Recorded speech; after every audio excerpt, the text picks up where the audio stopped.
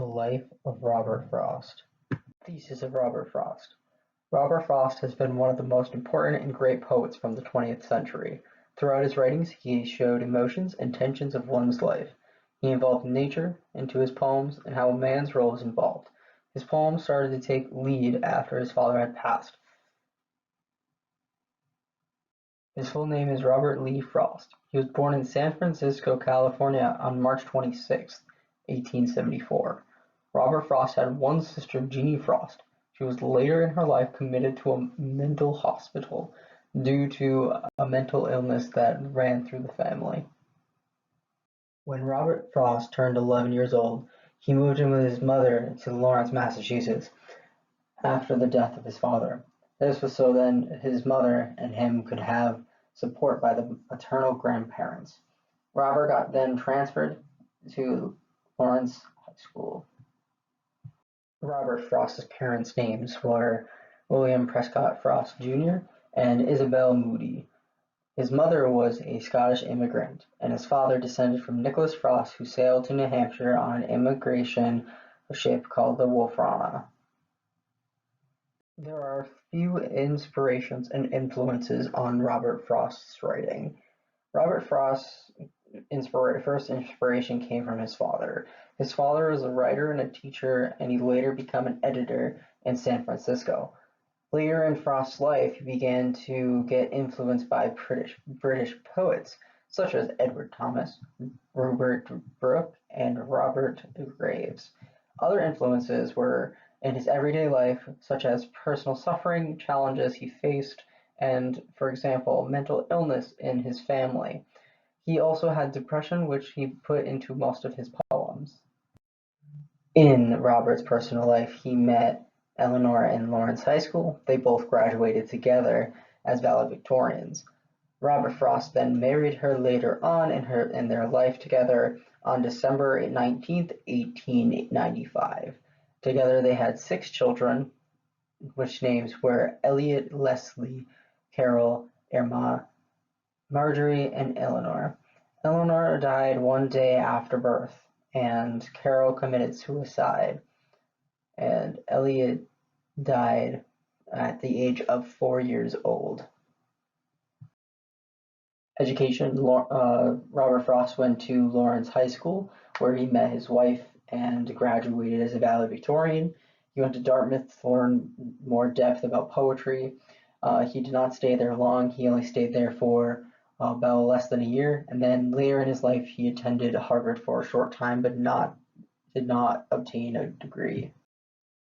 Some of his writings include Fire and Ice, which was written in 1920. Mending Wall was written in 1914. Birches was written in 1914 as well. Out Out was written in 1916, and Home Burial was written in 1914. Most of these poems are very well known. The meanings behind his poems are that he uses symbols and symbolisms to represent different themes within his poems. He tried to use human emotion at a deep level to express personal suffering, like said in the beginning of the PowerPoint. Most well-known poem is The Road Not Taken. It also means that the road less traveled. It is explained that there are other roads, but this one is the most less traveled, and most people would skip over it. This is a quote from The Road Not Taken.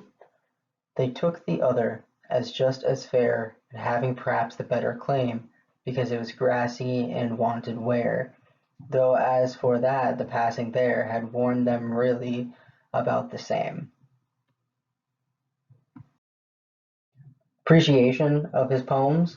Robert Frost has written many poems and had them published throughout the years, and he had a few that actually made it into books that he created. For example, Randall Jarrell often praised him for all of his writings and seemed to call him the greatest of all the American poets. He won 4 Pulitzer Prizes for 4 of his books that he created. The first one is in 1924, The New Hampshire. 1931, Collected Poems, 1937, A Further Range, and 1943, A Witness Tree. Something that was interesting is that Robert Frost had the honor of reading at the inauguration of John F. Kennedy. He was not able to read the poem that he actually had prepared, but he read one that he memorized. And this occurred on January 20th, 1961. And the death of Robert Frost, he died in Boston, Massachusetts on January 29th, 1963.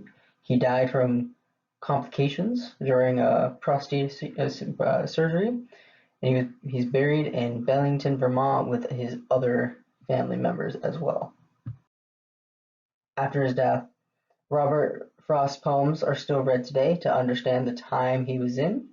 His poems have made an impact in society even today.